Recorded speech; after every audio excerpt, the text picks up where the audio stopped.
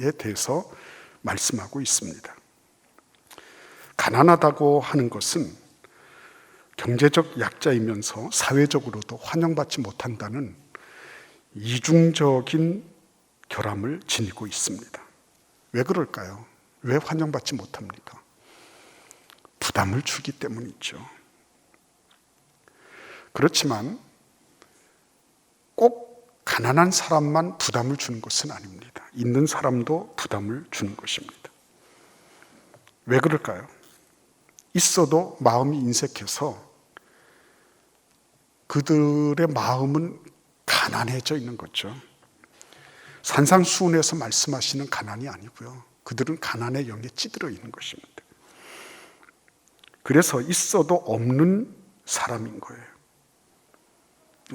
그래서 없기 때문에 있는 것도 없는 것으로 그렇게 간주되는 겁니다.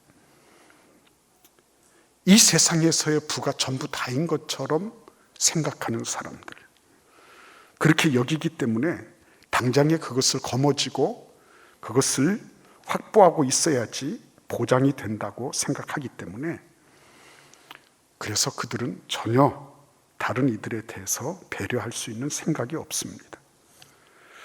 이들은 가난한 사람들입니다. 있어도 가난한 사람들. 그래서 그들도 미움을 받습니다.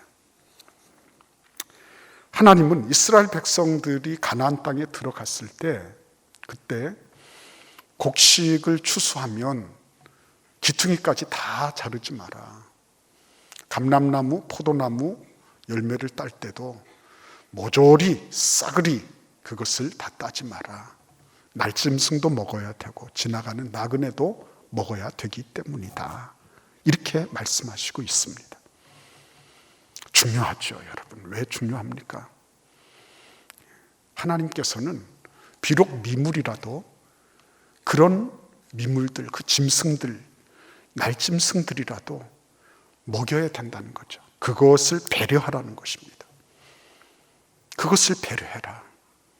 네가 네 소유라고 해서 너의 것으로 모든 것들을 다 잡으려고 하지 말고 그런 부분들을 배려하고 열어놔라 라고 말씀하고 계신 것입니다. 그 마음을 아는 거죠. 그 마음을. 그 짐승들이라도 돌보고자 하는 그 마음을 아는 겁니다. 누가? 하나님의 백성들이.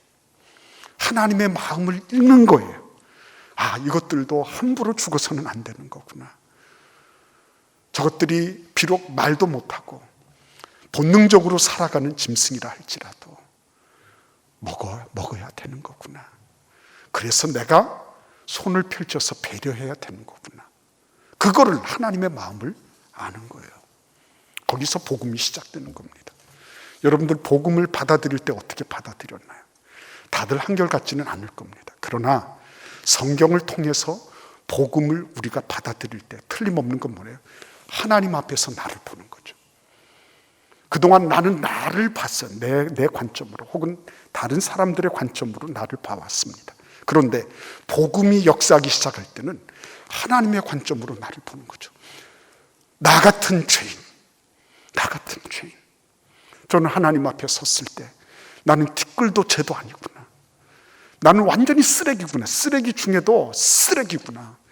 나 같은 죄인이 지금 숨 쉬고 있는 자체가 기적이구나. 그거 아는 거죠. 어떻게 해요? 하나님의 관점으로 나를 보니까. 그러니까 복음은 근본적으로 자기로부터 시작되는 것이 아닙니다. 복음은 처음부터 하나님의 관점이 나를 어떻게 보고 계신가. 그걸 아는 거예요. 그걸 아는 거.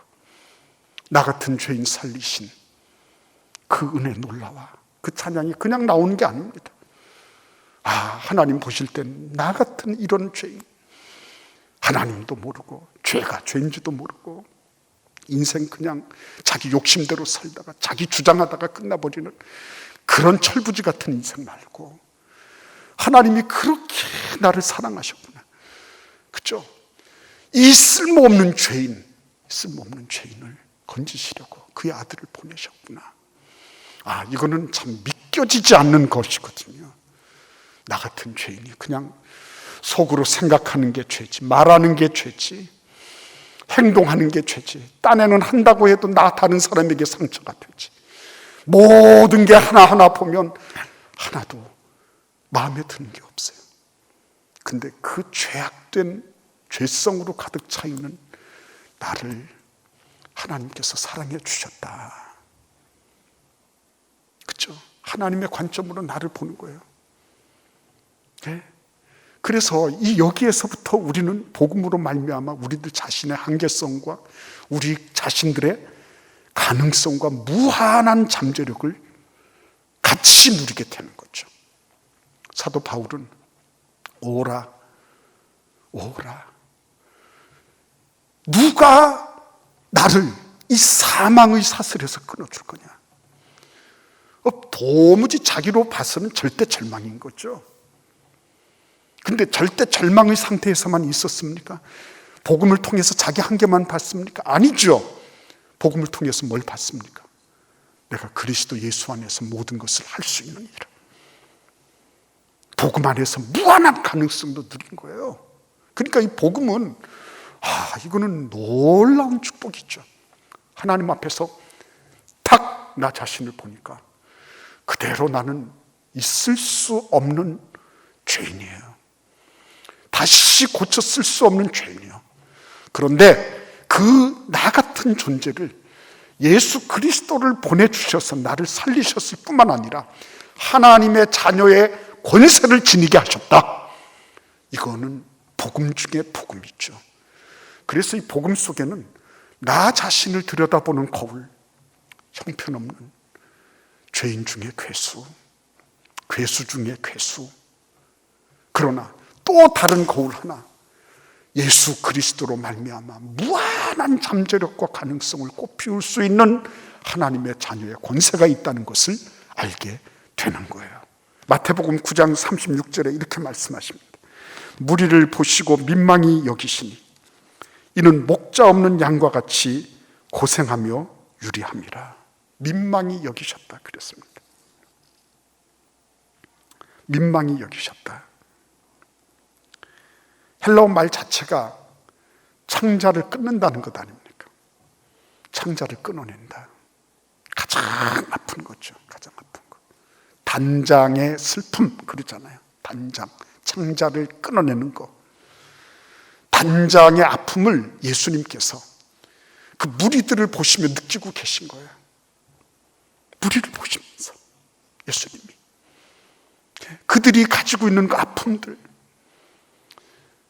그들이 가지고 있는 그 인간, 그 죄성이 가지고 있는 그 인간 한계들, 그들의 종착역, 그들의 마지막, 이런 것들을 보시면서 예수님은 창자가 끊어지는 것 같은 그런 아픔을 느끼신 거예요. 내가 너를 잘 알고 있어. 잘 안다니까. 나 다 이해하고 있어. 나 그거 다 알고 있다니까. 그 정도가 아니었습니다. 어렸을 적에 제가 부흥회를 참석을 하면 그 가운데 신유의 은사를 가지신 그런 부흥 강사님들 계셨어요. 근데 그 신유의 은사를 가지게 된 배경에 대해서 이렇게 말씀하시던 게 기억이 나요. 뭐냐면 자기는 신유의 은사를 달라고 한 적도 없고 뭐를 한 적도 없는데 병자들이 이렇게 오면 너무 마음이 아파서 같이 기도해주고 기도해줬다. 그런데 어느 순간 보니까 그 사람이 아픈 부위가 나도 아프고 그 사람이 아픈 정도를 나도 같이 고통하게 되니까 하나님 앞에 절규하며 부르짖을 수밖에 없었다. 그렇게 하다 보니 내가 신유의 은사를 지닌 목사로 갑자기 바뀌게 됐다. 이런 말씀이셨어요. 저는 그때는 잘 몰랐죠. 근데 훗날 이렇게 생각을 해보니까 그 말씀이 맞는 거예요. 왜? 예수님이 그러셨어. 예수님이 그냥 백성들을 보시며 무리들을 보시면서 야, 너희들 참 안 됐구나, 안타깝구나, 너희들 나를 따라와, 내가 다 알아서 해줄게, 걱정하지 말고 그냥 무조건 오라니까, 이렇게 하지 않으신 거예요. 예수님은 당신의 그 모든 것들을 온몸으로 백성들이 가지고 있는 슬픔과 애환과 그리고 그들의 무지와 그들의 그 무지로 말미암는 결과들, 그리고 그들의 마지막 죽음, 그 이후를 다 다 보고 계셨던 거예요. 그래서 그들이 느끼고 있고 그들이 알고 있고 그들이 고통당했던 모든 것을 자신의 것으로 다 받으셔서 같이 아파하고 계셨던 거예요. 같이 아파하고 계셨던 것입니다. 왜 이웃을 업신여기게 될까요? 이웃을 업신여기게 되는 까닭은 뭡니까? 내가 갑이기 때문에 을 같은 것은 아무것도 아니라고 생각해도 되는 겁니까? 내가 힘이 있으니까, 내가 지위가 높으니까 너희들은 그냥 아무것도 아니다 그러고 꽉 쥐고 누르면 되겠습니까? 그게 아니죠. 이웃을 업신여기게 되는 배경에는 뭐가 있는 것입니까? 내가 나를 못 본 거잖아요. 내 한계를 못 본 거잖아요. 내가 하나님 앞에서 어떤 존재인지를 못 보는 거잖아요. 다른 말로 말씀드리면 영적으로 그런 것을 의식할 수 있는 능력이 없는 거죠. 복음은 우리에게 그것을 회복시켜 주시는 거예요. 하나님 앞에 내가 어떤 누구인지,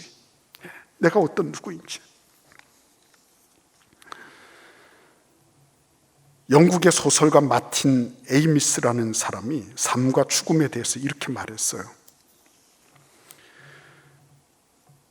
삶이라는 임시직 이후에 오는 죽음이라는 상근직이 기다리고 있다는 것을 아는 것, 그게 인생이다 그랬습니다. 삶은 임시직이라는 거예요. 임시직. 그리고 죽음은 상근직이라는 것입니다. 다른 말로 말씀드리면 삶은 비정규직이고 죽음은 정규직이에요. 모든 사람에게, 누구에게나 다 균등하게, 다 평등하게 주어지는 것, 그게 죽음이라는 거예요. 그래서 항상 그렇습니다. 타인에 대한 어떤 것을 하기 이전에 내가 나의 모습을 먼저 볼 줄 아는 거, 내가 어떻게 구원받았는지, 내가 어떻게 여기까지 오게 됐는지, 내가 어떤 모습으로 하나님 앞에서 이런 일들을 감당할 수 있게 됐는지, 이런 것들을 먼저 살펴볼 수 있게 되는 거예요. 그리고 그 다음에는 어떻게 되는 겁니까? 그 다음에는 나를 통해서 저분도 그리스도 안에서, 예수 안에서 구원받은 사람, 나와 동일하게 존귀한 사람, 나를 하나님의 자녀로 삼으신 것처럼 저분도 하나님의 자녀로 삼으셨다는 것을 인정하는 것, 공감대가 확장되는 거죠. 그러니까 여러분, 복음이라고 하는 거는 내가 뭘로 해서가 아니라 예수께서 깊이 우리의 처지를 공감하신 거예요. 지난 30년 동안 하나도 빠짐없이 우리의 연약함과 우리의 부족함, 인간 죄성 속에서 들끓고 있는 그 세상을 예수님은 하나도 빠짐없이 그 과정을 다 거쳐내신 거예요. 그리고 인간의 속성을 깊이 이해하신 겁니다. 그리고 그들이 가야 될 길이 어떤 것인지를 공감하고 계셨어요. 느끼고 계셨어요. 앞으로 그냥 내버려 두면 어떤 일이 벌어질까 하는 것을 깊이 보셨어요. 그래서 저대로 내버려 두면 안 된다고 결정하신 거예요. 예수님이 자동적으로, 기계적으로 무슨 프로그래밍 해놓은 그런 로봇처럼 그냥 골고다 산으로 가셔서 십자가에 착 하고 달리신 것 아닌 것입니다. 하나하나. 그래서 여러분, 이 복음 안에는 개별성이 있는 것입니다. 개별성. 복음은 막 찍어낸 대량 생산된 플라스틱 바가지 같은 게 아닌 것입니다. 예수님은 그 말할 수 없는 한 사람 한 사람을 대할 때 예수님이 그들을 무슨 일정한 틀을 가지고 대하신 적이 없어요. 일정한 틀을. 복음은 틀을 다 헤쳐버립니다. 언제 예수님께서 너희들 다들 이 정도의 학력이 돼야 된다. 너희들이 나를 따르려고 하면 이런 기준이 있어야 돼. 그래서 너희들은 세상적으로 볼 때 이 정도 재산이 있어야 되고 이 정도를 미리 예치해 놓고 나를 따라야 된다. 이렇게 말씀하신 적이 없어요. 예수님은 그 틀 자체를 그냥 다 벗겨버리신 거죠. 해체해버리신 겁니다. 근데 우리는 너무 그런 틀을 쓰는 거를 즐겨하죠. 어떤 부모가 상담을 했대요. 근데 거기에 이런 내용이 나옵니다. 우리 아이가 수험생인데 공부할 생각은 안 하고 잠만 자고 그리고 눈 뜨면 게임만 합니다. 어떻게 하면 좋을까요? 이 녀석 자라서 이 녀석 뭐가 될까요? 그랬대요. 수험생인데, 그죠? 수험생인데 그 틀을 가지고 있는 거죠. 수험생인데. 그러니까 이 엄마의 마음속에는 수험생이 이래도 되겠냐 하는 그런 정죄감이 있는 거죠. 너 그렇게 해서 어떻게 할래? 너 그렇게 해서 밥 벌어먹고 살겠니? 물론 사랑해서 우러나온 거지만 자녀들은 그 틀에 딱 박혀있는 그 부분이 느껴지는 순간 마음의 문을 더 닫아버리죠. 틀 이전에 뭐가 있는 거예요? 수험생 이전에 내 자식이잖아요.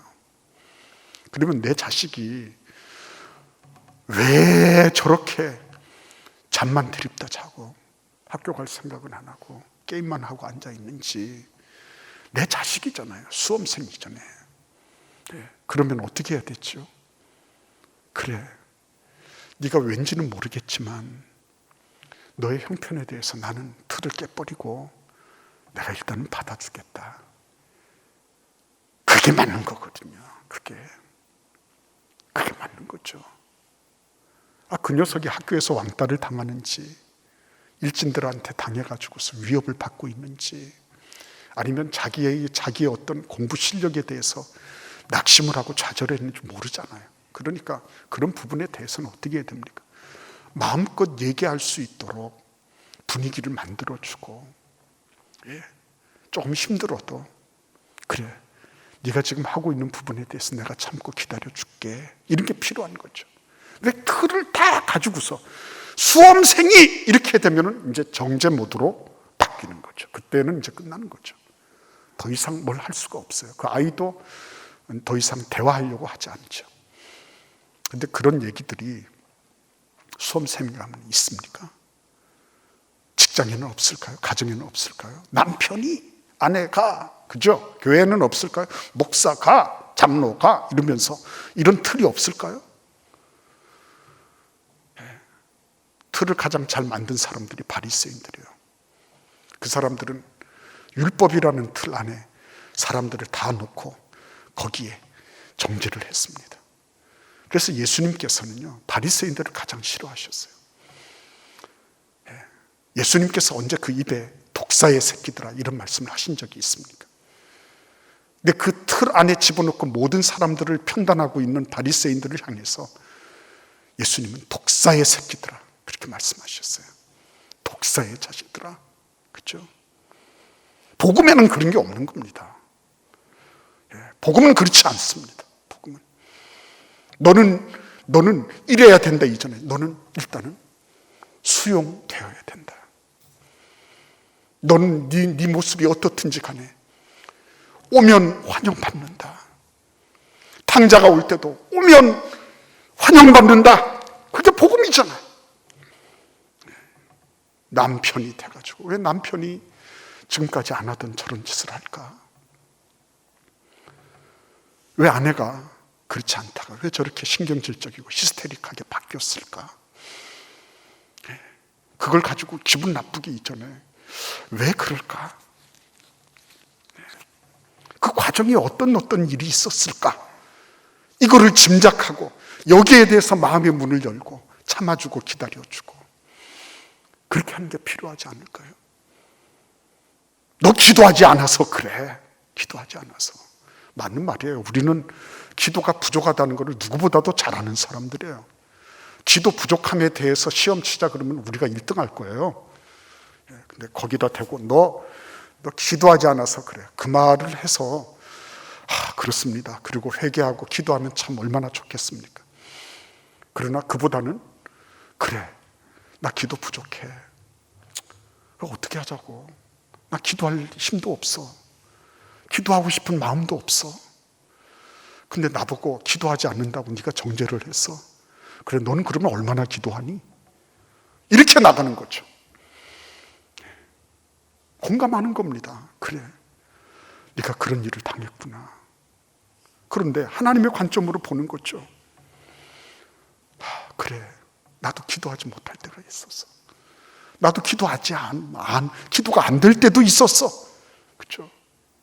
그리고 그렇게 말해주면 얼마나 좋을까요? 그래, 네가 이런 일을 당한 거 보니까 내 기도가 없었구나. 내 기도가 부족했구나. 미안하다. 그게 공감하는 거죠. 그게 너 이놈아 수험생이 돼가지고가 아니라, 야, 네가 그런 일을 당하는 줄을 내가 몰랐다. 미안하다. 그렇죠? 그게 공감하는 것 아니겠어요? 복음은 공감하는 겁니다. 깊이 공감하는 겁니다.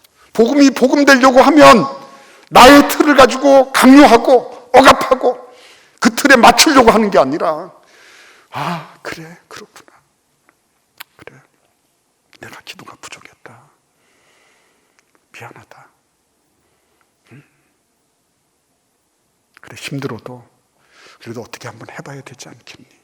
그래서 예수께서 십자가에 달리신 이유가 뭐라고요? 그거잖아요. 깊이 공감하시고 아픔을 아시니까요. 그 아픔을 우리에게 넘겨주기에는 너무 이게 극심한 거예요. 그 아픔을 예수께서 대신 가져가신 거예요. 그래서 우리에게 십자가가 있는 겁니다. 여러분, 오늘 이웃을 업신여기는 자는 죄를 범하는 자요, 빈곤한 자를 불쌍히 여기는 자는 복이 있는 자니라. 그렇죠? 저는 우리 교회에서 소리 소문 없이 섬기고, 나보다 더 힘든 일을 위해서 사랑원금, 구제원금 하시고 이런 분들이 계신 것을 보면서, 아, 이게 복음의 능력이구나, 복음의 힘이구나. 있다고 해서 되는 것은 아닙니다. 그러나 없지만, 나도 없지만 나보다 더 힘들고 어려운 이웃들을 위해서 그러한 것을 함께 내놓을 수 있는 마음들, 그게 복음이죠. 복음이 복음되게 하는 것, 그것은 공감할 수 있을 때 나타나는 겁니다. 우리 하나님의 공감, 우리 예수님께서 그 공감을 공감하시다가 이제는 자신의 몸을 던지셔서 헌신하신 것, 그것을 보면서, 아, 저게 복음이구나. 그렇죠? 그래서 교회는 이 세상의 복음으로 미래와 희망을 주는 거예요. 이론, 논리, 정의, 정당함 다 좋은 말이죠. 그러나 복음은 그 모든 것들을 다 포용해서, 그래서 겸손하게 내가 하나님 앞에 누구인지를 알고, 내가 또 하나님 앞에서 얼마나 큰 잠재력을 가지고 있는지를, 그것을 믿음으로 실현하면서, 그러면서 이웃과 더불어, 성도들과 더불어 같이 공감하고 함께 울고 함께 웃으면서 가는 거죠. 그런 복음의 아름다운 역사가 우리 대전 제1교회 안에서 충만하게 일어나기를 간절히 기원합니다.